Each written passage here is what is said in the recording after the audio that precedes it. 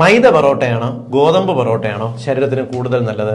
പലപ്പോഴും ഹോട്ടലിലൊക്കെ പോയിട്ട് മൈദ കൊണ്ടുള്ള പൊറോട്ട വേണ്ട, വീറ്റ് പൊറോട്ടയുണ്ടോ ഗോതമ്പ് പൊറോട്ടയുണ്ടോ അത് തന്നാൽ മതി എന്ന് പറയുന്ന ഒരുപാട് പേരെ കാണാൻ സാധിക്കും. ശരിക്കും ഈ മൈദ പൊറോട്ട വെച്ച് ഗോതമ്പ് പൊറോട്ട ആരോഗ്യത്തിന് നല്ലതാണോ? പറഞ്ഞുതരാം.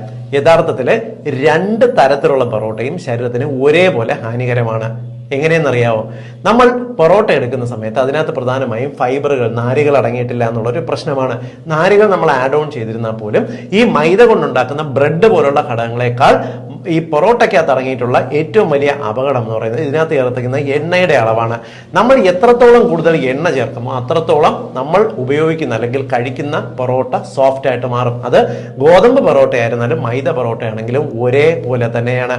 എന്നാൽ മൈദ കൊണ്ടുള്ള പൊറോട്ട ഉണ്ടാക്കുന്നതിനേക്കാൾ കൂടുതൽ എണ്ണ ഗോതമ്പ് കൊണ്ടുള്ള പൊറോട്ട ഉണ്ടാക്കാൻ ആവശ്യമാണ്. ചുരുക്കി പറഞ്ഞാൽ നമ്മൾ മൈദ പൊറോട്ടയേക്കാൾ ശരീരത്തിന് കൂടുതൽ ഹാനികരം, അപകടകരം എന്ന് പറയുന്നത് ഗോതമ്പ് കൊണ്ടുള്ള പൊറോട്ടയാണ്. കാരണം ഗോതമ്പ് പൊറോട്ട അതേപോലെ സോഫ്റ്റായി വരുന്നതിന് കൂടുതലായിട്ട് എണ്ണ ചേർക്കേണ്ടി വരും. അതുകൊണ്ട് മൈദ പൊറോട്ടയേക്കാൾ കൂടുതൽ കാലറി ഗോതമ്പ് കൊണ്ടുള്ള പൊറോട്ടയ്ക്കകത്ത് ഉണ്ടാകുകയും ചെയ്യും. അതിനകത്ത് തുച്ഛമായ അളവിൽ ഈ ഗോതമ്പിനകത്തുള്ള നാരുകൾ, ഫൈബറുകൾ ഉണ്ടെങ്കിൽ അത് കൂടുതൽ ഗുണകരമാകത്തുമില്ല.